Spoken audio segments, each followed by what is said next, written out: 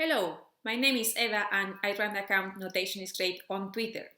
So the video today will cover French lute tablature. So a few weeks ago I made another video on Italian lute tablature and there will be another one on German lute tablature, which are the main types of lute tablatures that we find in the Renaissance. So if you watch my video on Italian lute tablature, you will have seen that I also explained what is a tablature and how is it different from staff notation. Well, basically, tablatures are more instructional, so they give you instructions as to how to produce a note or a sound, whereas staff notation simply tells you this is an A, this is an F sharp, but it doesn't tell you how to produce it on your instrument. You have to know how to do it yourself. So tablatures tend to be more like a set of instructions, although this is not always completely clear-cut. So during the Renaissance, the lute was a very popular instrument, especially among the upper and middle classes. And one of the reasons for that was the spread of printed music, which I'll make a video about that at some point. But basically the fact that music could now be printed quite easily meant that these books could be sold, could be sent in different parts of Europe, and then amateur lutenists would have a repertoire that they could play from.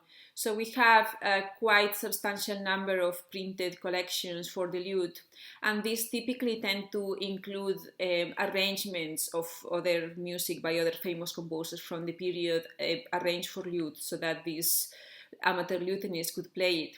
So that's the case with Pierre Fales's Orto Musarum, which you can see here.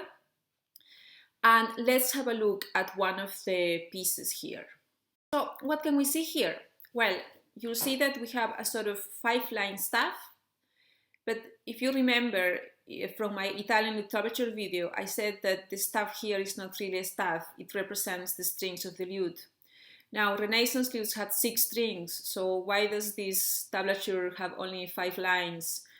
Well, if you look at bar 5 in the first system, and then there's a couple of other bars in the other systems, you'll see that there's a sort of ledger line below the staff. This means this is the 6th string, okay? So the 6th string in this particular example of tablature comes and goes. Sometimes it's always there, but in this case, for some reason, the printer decided to make it come and go. So if you look at the top of each system, you have these stems and flags, which again I discussed in my Italian tablature video. So of course this gives you the note values. You don't have the heads, but you have the stems and flags. So we have crotchet, quaver, quaver, quaver, quaver, then 4 semiquavers. So this is going to be a sort of 2/4. So let's now move on to figure out the pitches of the notes. So here you have a reminder of the tuning of a Renaissance lute. So obviously to decipher any of these kinds of tablatures, you need to know the tuning first.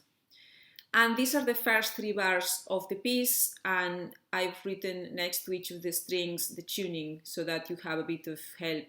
And as you can see, the lower string doesn't appear here because that's the string that comes and goes. Something that you need to remember is that French and Italian tablature are slightly different in how they represent strings.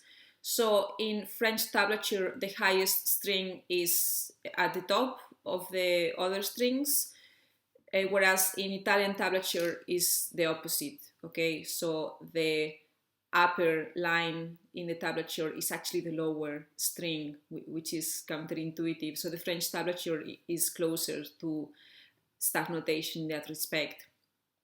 And another key difference is that while Italian tablature uses numbers, French tablature uses letters, okay?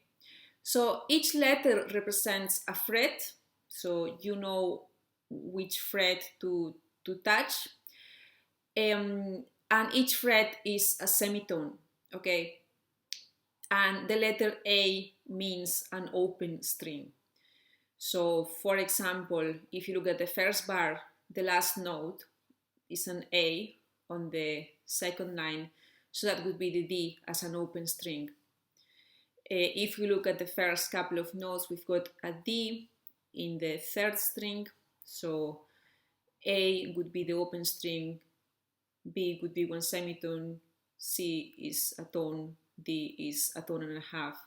So that would be a C, or two Cs, one after the other. Something to bear in mind in this tablature is that very often the C can look like an R. Okay, so if you look at the second note in the second bar, that's not an R, that's a C, which means a tone. You can see my transcription of the first few bars of this piece if you want to compare with yours. Something quite interesting is that tablatures are actually supposed to be easier to read than staff notation.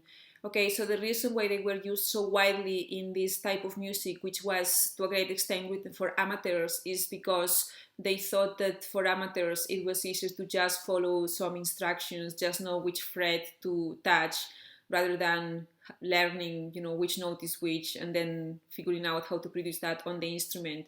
Although I suppose nowadays we are just used to staff notation, so we might actually think that tablatures are more difficult to read.